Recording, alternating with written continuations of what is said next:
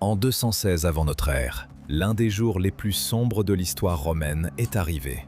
En l'espace de 24 heures seulement, l'armée romaine a subi une défaite écrasante. La majeure partie de ses soldats les plus forts a été anéantie en quelques heures. Ce fut une bataille telle qu'on raconte que les bruits du combat portaient à des kilomètres à la ronde. À partir de ce jour, tout le monde a commencé à penser la même chose. C'en est fini de Rome. Son armée a été presque entièrement exterminée. Ses alliés battaient en retraite et Hannibal se tenait devant eux. Mais malgré tout cela, Rome ne s'est pas rendue. Elle n'a pas capitulé. Elle n'a pas reculé. Au lieu de demander la paix, elle a levé une nouvelle armée. Comment a-t-elle pu prendre une telle décision après des pertes aussi effroyables? D'autant plus que ce n'était pas la première catastrophe pour Rome. Elle était parvenue à se relever de périodes de pertes colossales, comme Teutobourg, et même d'époques où ces villes étaient mises à sac. Rome n'a jamais fui la défaite. Elle l'acceptait, trouvait une solution et allait de l'avant. C'est précisément ce qui distinguait Rome des autres. Alors comment Rome se remettait-elle de pertes à si grande échelle? Et pourquoi, alors que d'autres périssaient, Rome parvenait-elle à survivre contre vents et marées? Cherchons ensemble les réponses à ces questions. Pour comprendre comment Rome a survécu à Cannes, il faut d'abord comprendre ce qu'a réellement été Cannes. Cette bataille ne fut pas une simple défaite. Ce fut une véritable leçon d'anéantissement. Hannibal a disposé ses troupes dans une formation de combat convexe habilement pensée, qui a incité l'armée romaine à percer par le centre. Les Romains ont fait exactement ce qu'Hannibal attendait d'eux. Ils se sont rués en avant en formation serrée, se compressant de plus en plus à mesure que le centre carthaginois reculait. Puis les flancs se sont refermés. Les Romains mouraient en étant compressés si étroitement que beaucoup ne pouvaient même pas lever les bras pour se battre ou pour fuir. L'historien Tite-Live écrit que les survivants racontaient comment, le lendemain matin, on trouvait sous les monceaux de cadavres des hommes encore en vie, qui avaient tenté de s'extirper tout au long de la nuit. L'ampleur du massacre était industrielle pour les standards antiques. Les conséquences politiques à Rome furent immédiates et sévères. Plusieurs consuls y ont laissé la vie. Le Sénat a perdu un quart de ses membres en un seul jour. Les États alliés italiens, guettant les signes de faiblesse de Rome, ont commencé à passer du côté d'Hannibal. La route vers Rome elle-même semblait grande ouverte. Ce qui s'est passé dans l'enceinte du Sénat dans les jours qui ont suivi Cannes est l'un des épisodes les plus remarquables de l'histoire romaine. L'historien Polybe, qui avait accès aux sources romaines, note qu'il n'y eut ni panique, ni accusation mutuelle, ni effondrement des fonctions institutionnelles. Le Sénat s'est réuni, il a évalué la situation, il a pris des décisions. Il a suspendu les règles habituelles concernant qui pouvait servir dans l'armée. Il a armé des esclaves, une mesure que la tradition romaine considérait comme profondément répréhensible. Il a rappelé des commandants d'autres théâtres d'opération. Il a organisé les survivants. Il n'a pas négocié. La décision de ne pas négocier fut cruciale. Hannibal avait envoyé un officier romain capturé à Rome pour entamer des discussions sur les conditions. Le Sénat a refusé de le recevoir tant que les prisonniers qu'il représentait n'auraient pas été rachetés, puis, refusant de les racheter, a de fait totalement rejeté les négociations. Une ville qui refuse de discuter des conditions après la perte de 70 000 hommes en un seul jour est une ville qui a pris une résolution ferme. Le Sénat a décidé qu'aucune condition ne ferait admettre à Rome sa défaite. La capacité de Rome à survivre à une défaite catastrophique n'était pas le fruit du hasard. Elle était le résultat de caractéristiques institutionnelles spécifiques qui ont été créées, testées et perfectionnées au cours des siècles de l'histoire romaine. Premièrement, les réserves d'effectifs. Le système militaire romain, contrairement à celui de la plupart des États antiques, ne reposait pas sur une seule armée professionnelle. Il s'appuyait sur un système de conscription à plusieurs niveaux qui, dans des situations extrêmes, pouvait mobiliser une proportion stupéfiante de la population. Après Cannes, Rome a fait appel à ses alliés, aux esclaves affranchis et enrôlés, ainsi qu'aux classes d'âge les plus jeunes et les plus âgés, habituellement exemptés de conscription. L'armée que Rome a déployée sur le champ de bataille 18 mois après Cannes était d'une taille comparable à celle qui avait été anéantie. Elle était moins expérimentée, sa composition était différente, mais elle existait. Deuxièmement, le refus d'engager une bataille décisive. La stratégie qui a finalement apporté la victoire lors de la Deuxième Guerre punique, associée au nom du commandant Fabius Maximus, surnommé Cunctator, le temporisateur, consistait à éviter délibérément la bataille rangée dont Hannibal avait besoin. Au lieu d'affronter Hannibal directement, Fabius harcelait ses lignes d'approvisionnement, coupait ses détachements de fourrageurs et le privait de la victoire décisive qui aurait forcé Rome à négocier. Cette stratégie était extrêmement impopulaire auprès de la société romaine et de nombreux sénateurs qui la considéraient comme de la lâcheté, mais c'était la bonne stratégie. Troisièmement, le maintien de la loyauté des alliés.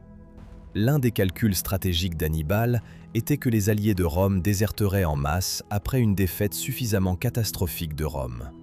Certains l'ont fait. La défection la plus importante fut celle de la ville de Capoue. Mais la majorité des alliés italiens de Rome ont tenu bon. Les raisons en étaient complexes. Dans certains cas, une loyauté sincère. Dans d'autres, un calcul, ainsi que la pratique de longue date du système politique romain d'associer ses alliés au succès de Rome. L'allié de Rome n'était pas un simple sujet. Il était un participant à l'expansion romaine, dont l'aristocratie locale avait de réelles raisons de préférer l'hégémonie romaine à la domination carthaginoise. Hannibal a sous-estimé à quel point Rome était enracinée dans la vie politique italienne. 300 ans après Cannes, Rome fut confrontée à un désastre d'un autre genre. Non pas l'anéantissement presque total d'une armée de campagne en Italie, mais la perte soudaine et totale de 3 légions sur la frontière germanique, et avec elle, la perte de tout ce que Rome avait construit à l'est du Rhin. Le désastre de la forêt de Teutobourg en l'an 9 de notre ère fut, d'une certaine manière, plus dévastateur psychologiquement que Cannes. Cannes fut une bataille, terrible certes, mais une bataille. Teutobourg fut une embuscade qui dura 3 jours, au cours de laquelle 3 légions romaines complètes, la 17e, la 18e et la 19e, furent méthodiquement anéanties par une coalition germanique dirigée par Arminius, un homme qui avait servi dans l'armée romaine et savait exactement comment la combattre. Le commandant romain Publius Quinctilius Varus a péri dans la forêt. Les aigles légionnaires, étendards sacrés dont la perte était une catastrophe non seulement militaire, mais aussi spirituelle, ont été capturés. En apprenant la nouvelle de la catastrophe, Auguste, selon la légende, a erré des mois durant dans son palais la nuit, en criant « Quinctilius Varus, rends-moi mes légions !» La réaction immédiate de Rome fut la même mobilisation institutionnelle qu'après Cannes. De nouvelles légions ont été levées. La frontière a été stabilisée sur le Rhin et non sur l'Elbe. Au cours des décennies suivantes, Tibère et Germanicus ont mené des expéditions punitives en Germanie, au cours desquelles ils ont récupéré 2 des 3 aigles perdus. Mais la réponse à long terme a été plus significative. Rome a renoncé à ses tentatives de conquérir la Germanie. Le Rhin est devenu la frontière nord-est permanente de l'Empire. Cette décision de reconnaître les limites de la puissance romaine et de consolider les acquis, plutôt que de poursuivre l'expansion, était en soi une forme de sagesse institutionnelle que la plupart des empires antiques n'ont jamais développée. Savoir quand s'arrêter était aussi important que de savoir comment se battre. Les légions perdues, la 17e, la 18e et la 19e, n'ont jamais été reconstituées. Leurs numéros ont été définitivement retirés de l'ordre de bataille de l'armée romaine, un acte unique de mémoire institutionnelle qui a préservé la catastrophe en guise d'avertissement. Pendant des siècles après Teutobourg, aucune légion romaine n'a porté ces numéros. La plus grande épreuve de la résilience institutionnelle de Rome n'a pas été une seule bataille, mais une période de plusieurs décennies de catastrophes simultanées, qui a commencé en 235 de notre ère et ne s'est pleinement résolue qu'à la fin du siècle. En l'espace de 50 ans, Rome a vu se succéder plus de 50 empereurs. La plupart d'entre eux ont connu une mort violente. Simultanément, l'Empire a dû faire face à des invasions sur plusieurs fronts. Les Perses sassanides à l'est, les tribus goths et franques à l'ouest et au nord, et des usurpateurs internes dans chaque province. La peste antonine avait déjà fauché des millions de vies au siècle précédent. L'économie se dégradait, la monnaie se dépréciait. L'armée se combattait elle-même tout autant qu'elle combattait les ennemis extérieurs. Selon toute analyse structurelle, Rome aurait dû s'effondrer. Les empires confrontés à une crise militaire, économique, politique et démographique simultanée ne survivent généralement pas. Rome a survécu. Les historiens débattent des raisons, mais quelques facteurs institutionnels figurent constamment dans les analyses. Premièrement, l'armée romaine est restée fonctionnelle même lorsque la structure politique au-dessus d'elle se désintégrait. Les légions individuelles ont conservé leur identité, leurs normes d'équipement, leurs programmes d'entraînement et leur efficacité défensive, peu importe qui prétendait au titre impérial. La culture militaire institutionnelle était suffisamment solide pour continuer à fonctionner sans une direction politique stable. Deuxièmement, l'infrastructure administrative de l'Empire, les routes, les greniers à grains, le système juridique, le mécanisme de perception des impôts, a continué de fonctionner pendant la majeure partie de la crise. L'État romain avait créé des institutions dont le fonctionnement ne dépendait pas de personnes spécifiques au sommet. Lorsque les empereurs mouraient tous les quelques mois, les gouverneurs de province et les commandants militaires qui maintenaient le système en marche continuaient pour l'essentiel à faire leur travail. Troisièmement, les empereurs réformateurs de la fin du IIIe siècle, Aurélien, Probus, Dioclétien, ont pu utiliser l'infrastructure institutionnelle préservée comme fondement pour une restauration systématique.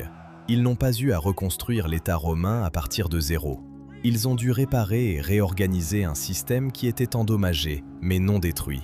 La différence entre réparer et reconstruire à partir de zéro se mesure en décennies.